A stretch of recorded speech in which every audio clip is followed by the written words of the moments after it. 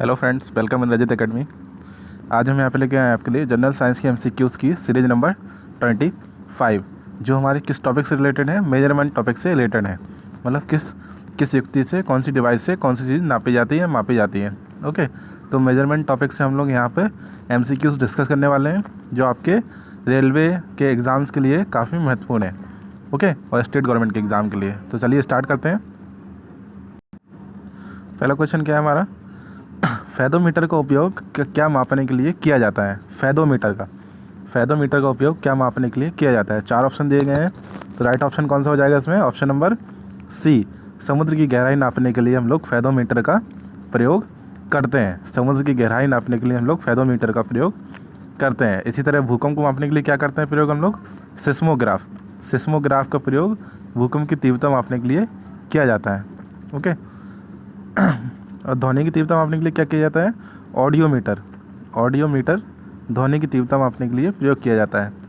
Okay, तो इसी तरह फेदोमीटर का प्रयोग किस लिए किया जाता है, हमारा समुद्र की गहराई मापने के लिए फेदोमीटर का प्रयोग किया जाता है। सेकंड क्वेश्चन क्या है हमारा, सेकंड क्वेश्चन है थर्मोस्टेट का प्रयोजन है। थर्मोस्टेट किस काम में प्रयोग किया जाता है, ये हम लोग को बताना है। तो 4 ऑप्शन दिए गए हैं, तापमान को मापना, बढ़ाना, स्थिर रखना और ताप को विद्युत में बदलना।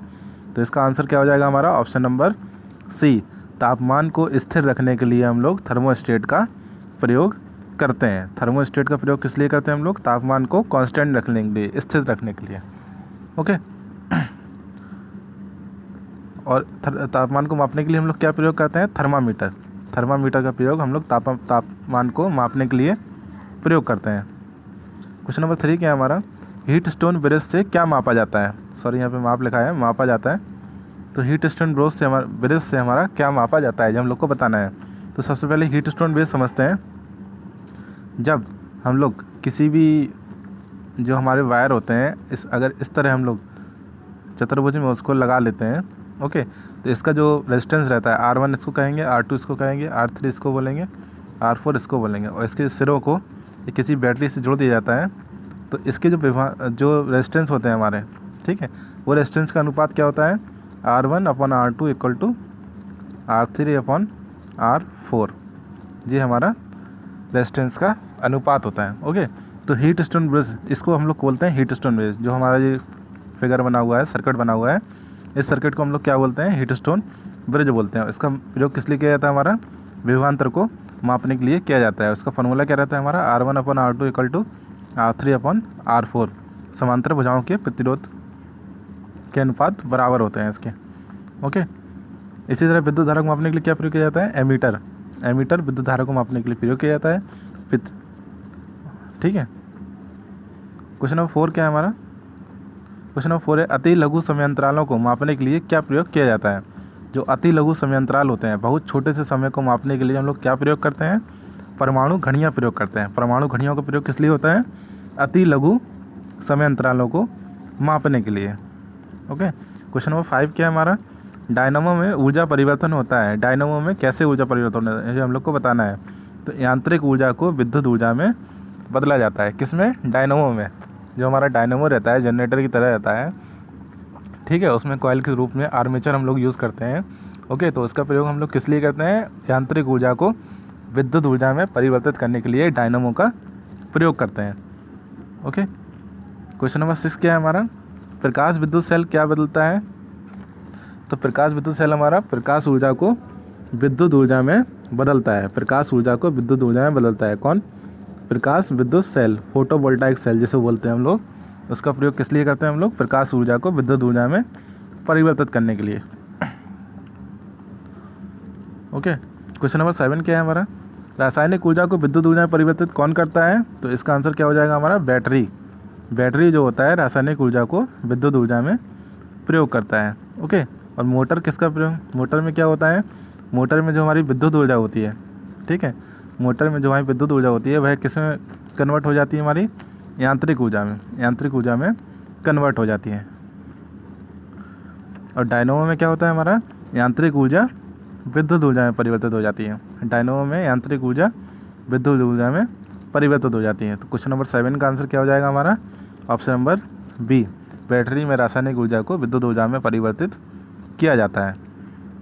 क्वेश्चन नंबर 8 क्या है हमारा, वायुमंडलीय दबाव को मापने के लिए किस यंत्र का प्रयोग किया जाता है। तो वायुमंडलीय दबाव एटमॉस्फेरिक प्रेशर को मापने के लिए हम लोग बैरोमीटर का प्रयोग करते हैं। ठीक है, बैरोमीटर का प्रयोग करते हैं किस लिए, एटमॉस्फेरिक प्रेशर को नापने के लिए, वायुमंडलीय दाब को मापने के लिए।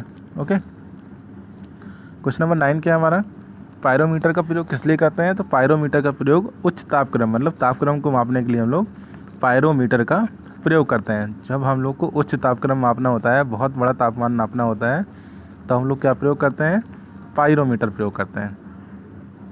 ओके, क्वेश्चन नंबर 10 क्या है हमारा, दाब के मापन के लिए किस यंत्र का प्रयोग किया जाता है। तो एनरॉयड बैरोमीटर का प्रयोग दाब के मापन के लिए किया जाता है। दाब के मापन के लिए किसका प्रयोग करते हैं हम लोग, एनरॉयड बैरोमीटर का प्रयोग करते हैं। क्वेश्चन नंबर 11 क्या है हमारा, क्वेश्चन नंबर 11 है, विद्युत धारा का मापन निम्नलिखित में से किस उपकरण का प्रयोग करके किया जाता है। तो एमीटर से हम लोग क्या नापते हैं, विद्युत धारा नापते हैं। एमीटर से हम लोग क्या नापते हैं, विद्युत धारा नापते हैं। ठीक है, और वोल्टमीटर से हम लोग क्या नापते हैं, विभवांतर नापते हैं। विभवांतर वोल्टमीटर से नापते हैं, और वॉटमीटर से हम लोग क्या नापते हैं, शक्ति, जो हमारी विद्युत शक्ति होती है, ठीक है, विद्युत सामर्थ्य होता है, वो वॉटमीटर से मापा जाता है। क्वेश्चन नंबर 12 क्या है हमारा, झूठ का पता लगाने वाला यंत्र कौन सा है। तो पॉलीग्राफ से हम लोग झूठ का पता लगाते हैं। सिस्मोग्राफ से क्या पता करते हैं हम लोग, भूकंप की तीव्रता हम लोग सिस्मोग्राफ से पता करते हैं, और झूठ का पता हम लोग किससे लगाते हैं, पॉलीग्राफ से लगाते हैं। क्वेश्चन नंबर 13 क्या है हमारा, क्वेश्चन नंबर 13 है, निम्नलिखित युग्मों में से कौन सा एक सही सुमेलित नहीं है। तो इसका आंसर हम लोग को बताना है। तो इसका आंसर क्या हो जाएगा हमारा, ऑप्शन नंबर डी, ये हमारा सही नहीं है, क्योंकि एमीटर हमसे हम लोग क्या नापते हैं, विद्युत शक्ति नहीं नापते हैं। एमीटर से हम लोग विद्युत धारा नापते हैं। पहले बता चुका हूँ मैं आपको, एमीटर से हम लोग क्या नापते हैं, विद्युत धारा मापते हैं। ओके, तो ये हमारा सही सुमेलित नहीं है। जबकि ओडोमीटर से हम लोग वाहनों की गति नापते हैं, तय की गई दूरी नापते हैं।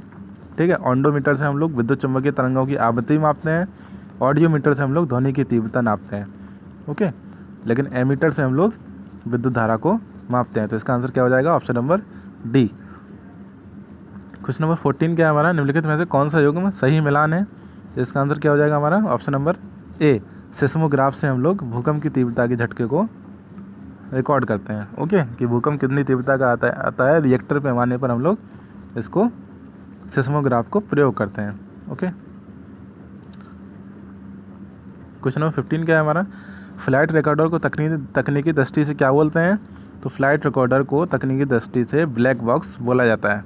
ओके, ब्लैक बॉक्स किसको बोला जाता है, फ्लाइट रिकॉर्डर को बोला जाता है। क्वेश्चन नंबर 16 क्या है हमारा, उड़ान अभिलेखी का तकनीकी नाम क्या है। तो काला बॉक्स, ब्लैक बॉक्स जो होता है हमारा उड़ान अभिलेखी का तकनीकी नाम है। क्वेश्चन नंबर 17 क्या है हमारा, वायु की गति किसके द्वारा मापी जाती है। तो वायु की गति हमारा किसके द्वारा नापी जाती है, एनीमोमीटर द्वारा हम लोग वायु की गति मापते हैं। एनीमोमीटर द्वारा हम लोग वायु की गति नापते हैं। ठीक है, हाइड्रोमीटर द्वारा हम लोग क्या नापते हैं, आर्द्रता जो होती है हम लोग वो हाइड्रोमीटर द्वारा नापते हैं। और बैरोमीटर द्वारा हम लोग वायुमंडलीय दाब नापते हैं बैरोमीटर से। क्वेश्चन नंबर 18 क्या है हमारा, टैकोमीटर वेग मापी का प्रयोग किसके लिए किया जाता है। तो घूर्णन गति को मापने के लिए। ठीक है, घूर्णन गति को मापने के लिए हम लोग टैकोमीटर का प्रयोग करते हैं। ओके, क्वेश्चन नंबर 19 क्या है हमारा, क्वेश्चन नंबर 19 में देखिए दो टेबल दी गई है हमारे, इनको हमें मैच करवाना है। ठीक है, और बताना है कि कौन सा रिलेशन इसमें सही है। ओके, तो हम जानते हैं अमीटर क्या मापने के लिए प्रयोग किया जाता है, विद्युत धारा मापने के लिए अमीटर का प्रयोग किया जाता है। हाइग्रोमीटर का नाम किसके लिए प्रयोग किया जाता है, हाइग्रोमीटर का सापेक्ष आर्द्रता मापने के लिए प्रयोग किया जाता है। ओके, और बैरोमीटर का प्रयोग किस लिए किया जाता है, दाब नापने के लिए किया जाता है। स्प्रिंग तुला का ये प्रयोग भार मापने के लिए किया जाता है। तो सही हमारा रिलेशन क्या हो जाएगा, ऑप्शन नंबर बी। ओके, ये हमारा सही रिलेशन हो जाएगा। अमीटर का धारा को मापने के लिए, हाइग्रोमीटर से हम लोग सापेक्ष आर्द्रता नापते हैं, बैरोमीटर से हम लोग दाब नापते हैं, स्प्रिंग तुला से हम लोग भार नापते हैं। क्वेश्चन नंबर 20 क्या है हमारा, क्वेश्चन नंबर 20 है हमारा, इसमें भी सेट टेबल दी गई है। इस टेबल में हमें बताना है, मैच कराना है। तो रिएक्टर स्केल हम लोग क्या नापते हैं, भूकंप की तीव्रता। भूकंप की तीव्रता हम लोग रिएक्टर स्केल पर मापते हैं। और ब्यूफोर्ट स्केल पर क्या मापते हैं? ब्यूफोर्ट स्केल पर क्या मापते हैं हम लोग? हवा की गति हम लोग ब्यूफोर्ट स्केल पर मापते हैं। केल्विन स्केल पर हम लोग क्या मापते हैं? परम ताप केल्विन स्केल पर मापते हैं। और मिलीबार स्केल पर हम लोग दाब नापते हैं। ओके, मिलीबार स्केल पर हम लोग क्या नापते हैं? दाब नापते हैं। तो इसका आंसर क्या हो जाएगा हमारा? ऑप्शन नंबर ए इसका सही रिलेशन हो जाएगा। ओके फ्रेंड्स, आज की वीडियो में इतना ही। अब मैं चलता हूँ। इसके लिए मैं आपके लिए नेक्स्ट वीडियोस लेके आता रहूँगा। तब तक के लिए thank you so much. Stay safe, stay home.